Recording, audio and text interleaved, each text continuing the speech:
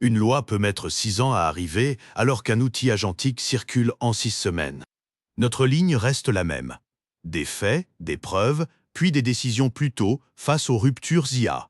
Dans l'épisode précédent, on suivait un cluster fermé à 7 acteurs, marché très concentré et vieux réflexes réglementaires. L'antitrust, ce droit qui empêche les abus de domination, regarde surtout les prix, les fusions et les parts de marché. Il voit mal les outils, les données, les dépendances et les chaînes d'action qui structurent vraiment l'économie IA. Polanyi avait une autre intuition. Aucun marché ne reste désencastré longtemps sans qu'une réponse sociale finisse par émerger.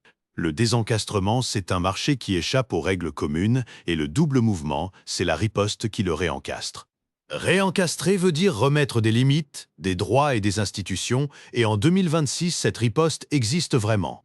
Elle prend la forme de lois, d'agences, de syndicats et de normes face à des agents déjà vendus partout en entreprise. Du coup, la question change. On ne demande plus si la riposte existe, mais si elle tient la cadence du marché.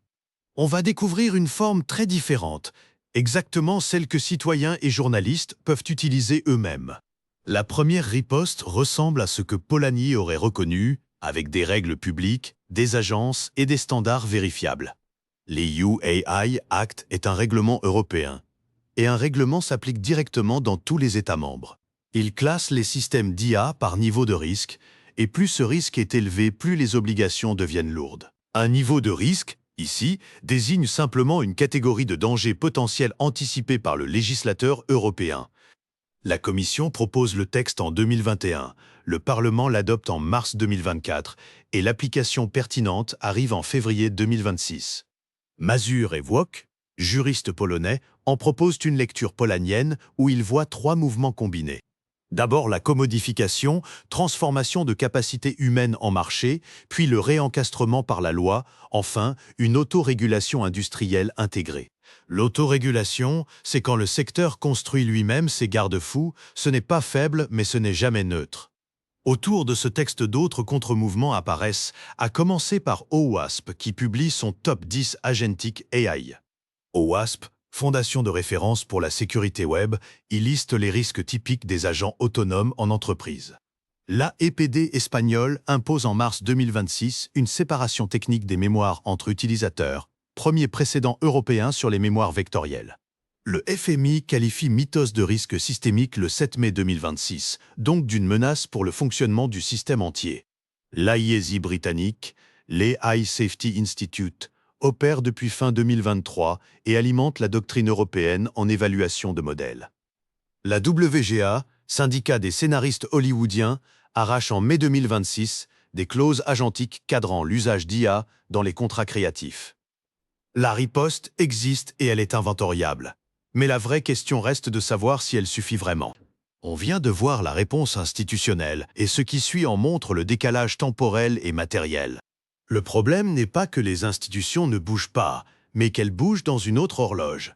Entre 2020 et 2026, les modèles changent de génération plusieurs fois sans que personne n'arrive à suivre. GPT-3 apparaît en 2020, GPT-4 arrive en 2023 et Mythos devient un sujet de risque systémique en 2026. Pendant ce temps, les AI Act traversent 600 de gestation démocratique, ce qui n'est pas une faute européenne individuelle. C'est simplement le rythme normal d'une loi, face à un marché qui avance à une vitesse anormale. Première asymétrie donc, le temps, la loi et le code n'ont pas la même horloge. Le RGPD donne aux citoyens un droit à l'effacement et son article 17 permet d'exiger la suppression des données personnelles. Mais un agent ne stocke pas toujours vos données dans un fichier nommé, il peut les transformer en embeddings. Un embedding est une représentation mathématique d'un contenu et une mémoire vectorielle range ces représentations pour retrouver des informations proches. Vos données se retrouvent alors diluées dans des calculs et elles ne sont plus rangées comme un dossier supprimable. Le droit existe, mais sa réalisation technique n'existe pas toujours, surtout face à des architectures qui n'avaient pas été anticipées. Le machine learning cherche à faire oublier un modèle, mais l'effacement individuel au sens RGPD reste non résolu à l'échelle. Deuxième asymétrie, les moyens, et là le déséquilibre est encore plus brutal qu'on ne l'imagine.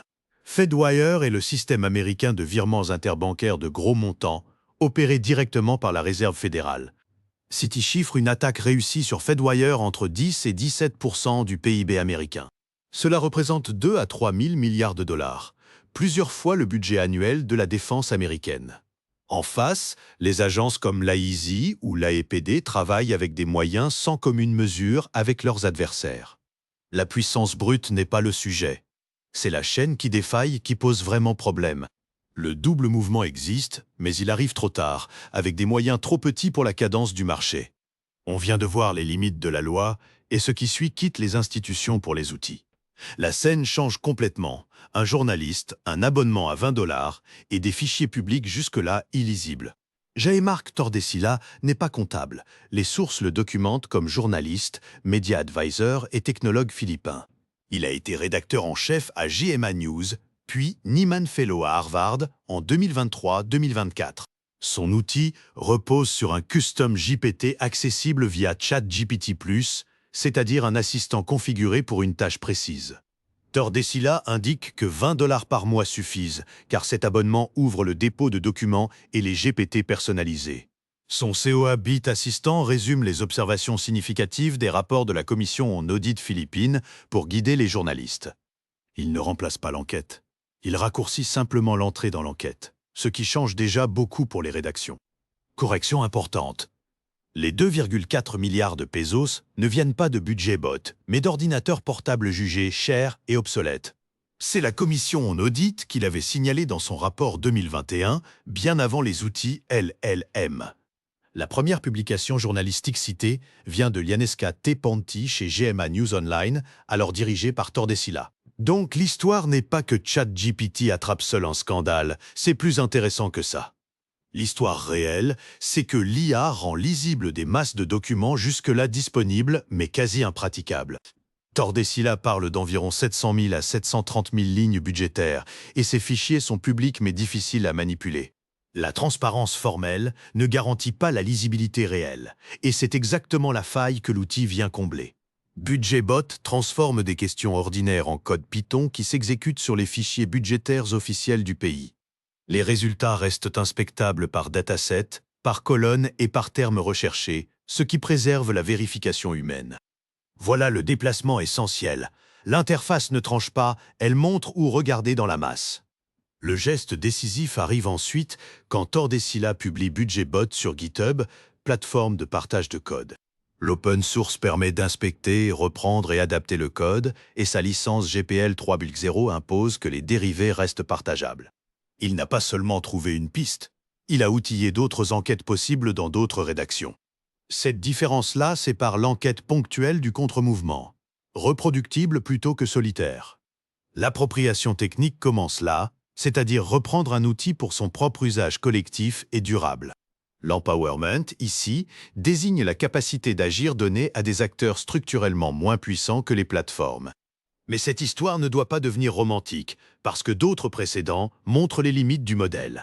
Dozoro, en Ukraine, détecte 298% de collusion supplémentaire et la plateforme YouControl contribue à 17 000 enquêtes. Armando Puinfo, au Venezuela, cartographie 3718 sites miniers illégaux via imagerie satellitaire, autrement dit, des images prises depuis l'espace. Une semaine après publication, des pistes documentées par l'équipe sont bombardées par l'armée vénézuélienne. Honnêteté nécessaire. Dozoro et Armando utilisent du machine learning spécialisé qui apprend des motifs dans des données ciblées. Ce n'est pas un agent LLM commercial comme BudgetBot, c'est une autre catégorie technique. Tordesilla, lui, utilise exactement le même outil commercial vendu à toutes les entreprises de la planète. Dozoro et Armando utilisent du machine learning sur mesure, donc le geste diffère, mais la famille d'empowerment reste la même. On vient de quitter la loi pour les outils, et ce qui suit en tire la conséquence stratégique. Le nouveau pouvoir n'est pas seulement d'avoir accès à l'IA, c'est de contrôler l'interface qui dit quoi prouver. Lianesca Ponti estime que le COA Bit Assistant peut réduire fortement le pré-tri jusqu'à 80% de temps gagné. Mais elle refuse de lui déléguer l'écriture ou la vérification finale. Et c'est exactement la nuance qui compte. L'outil produit une piste, pas un verdict, et un red flag n'est jamais qu'un signal d'alerte préalable. Ce n'est pas une preuve judiciaire, ni même une preuve journalistique complète selon les standards de la profession. Il faut relier budget, marché public, fournisseurs, bénéficiaires effectifs, livraison et audit pour passer du signal au dossier. Le bénéficiaire effectif, ou beneficial ownership, désigne la personne réellement propriétaire derrière les structures juridiques. Sans cette donnée, l'IA voit les contrats, mais elle ne voit pas toujours les réseaux qui les structurent. Voilà pourquoi la lisibilité devient une infrastructure de pouvoir, au même titre que l'énergie ou le réseau. Dans l'entreprise, le même basculement apparaît côté agent, car le marché ne vend plus seulement des chatbots conversationnels. Il vend désormais des coworkers logiciels qui exécutent des tâches, et le décideur doit savoir qui agit avec quelle permission. Il doit voir les données utilisées, les logs, les rollbacks possibles, autrement dit toute la chaîne d'action. Un log est une trace d'action horodatée et un rollback est un retour arrière après une erreur détectée. La valeur ne vient plus seulement de l'autonomie. Elle vient désormais de l'autonomie gouvernée, traçable et contestable. Côté marché, deux offres vont se séparer assez nettement et certaines promettront l'agent autonome qui accélère tout. D'autres prouveront au contraire l'agent contrôlé, auditable et réversible. Et dans les secteurs régulés, cette deuxième catégorie deviendra premium. Côté travail, le déplacement est tout aussi net pour les opérateurs comme pour les managers de terrain. Les tâches de tri, résumé et préclassement deviennent automatisables, alors que vérification, arbitrage et responsabilité montent en valeur. Le risque junior devient réel, parce que si les tâches simples disparaissent, les rampes d'apprentissage disparaissent avec elles. Le management algorithmique ajoute une autre couche, puisque l'IA peut instruire, mesurer, classer, recommander, sanctionner ou récompenser. Le salarié doit donc comprendre l'IA à la fois comme outil et comme environnement de contrôle permanent. On vient de voir la preuve devenue marché, et ce qui suit revient à Polanyi pour la nommer. Polanyi connaissait la loi, le syndicat et la coopérative, sans voir venir une riposte qui partagerait les outils du marché. C'est ici que Cartey propose une formulation propre, parce qu'il existe deux formes asymétriques du double mouvement en 2026. La première est institutionnelle, nécessaire mais structurellement en retard d'une bonne décennie sur le rythme du marché. La seconde passe par l'appropriation technique, rapide, mais portée par quelques individus exceptionnels et donc fragiles. Aucune des deux ne suffit, ni séparément ni combinée dans leur état actuel de maturité institutionnelle. La chaîne décrite depuis le début de la série reste largement intacte. Mesures cassées, lisibilité inversée, marché en circuit fermé. Mais l'appropriation technique ouvre une voie différente, c'est un double mouvement par les outils et pas par la loi. Un syndicat ne combat pas l'usine avec l'usine, mais Tordesillas utilise l'IA pour révéler ce qu'elle pourrait aussi cacher. Cette riposte reste fragile parce qu'elle dépend de données ouvertes, de compétences rares et de vérifications humaines patientes. Elle peut aussi devenir propriétaire, parce qu'une interface civique peut se refermer en produit et créer un nouveau gardien d'accès. Le paradoxe est là, démocratisation apparente d'un côté et nouveau gatekeeping réel de l'autre. Gatekeeping veut dire contrôle de l'accès à l'information utile, donc filtrage par celui qui détient la clé. Pour les DSI, CTO et RSSI, le signal est concret, car le modèle IA n'est plus toujours la vraie rareté. La rareté devient désormais la preuve. Traces, permissions, données et responsabilités documentables jusqu'au bout. Vous retrouverez l'ensemble des sources et références en description de cet épisode pour aller vérifier vous-même. On vient de suivre 2 ripostes, et pourtant la chaîne ne se répare pas encore pour de bon. Que se passe-t-il quand une chaîne de défaillance ne se répare pas, ni par la loi ni par les outils? Le double mouvement existe, mais il n'a pas suffi à refermer l'écart entre marché et institution. Les institutions construisent une architecture de preuve et les individus construisent parfois des outils de lisibilité. Entre les deux, le marché continue d'avancer à sa propre cadence, sans attendre le verdict politique. La prochaine fois, on quitte le diagnostic pour regarder les trajectoires possibles à un horizon de 5 ans. Bretton Woods, Lex Mercatoria et 1929. 3 façons très différentes de reprendre la main collectivement. Lentement, brutalement ou par coordination et en 2026, ces 3 trajectoires peuvent coexister, se contredire et se télescoper. Le premier secteur obligé de trancher dans le concret, ce sera la presse, sous la pression de ses propres lecteurs. La question reste ouverte. Qui possédera l'interface qui dit où regarder, quoi croire et quoi prouver demain? Au revoir et à demain pour la suite de cette enquête sur les ripostes possibles.